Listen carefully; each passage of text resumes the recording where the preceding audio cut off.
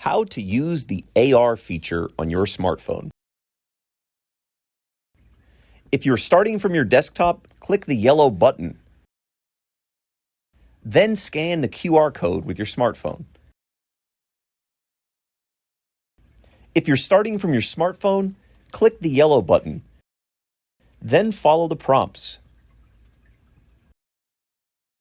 You may pair the print with a frame, but keep in mind this feature is most accurate for giclée prints and not for metal prints.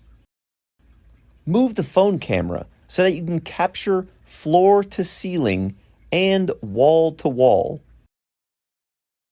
You can use your finger to drag the print around on a different area of your wall.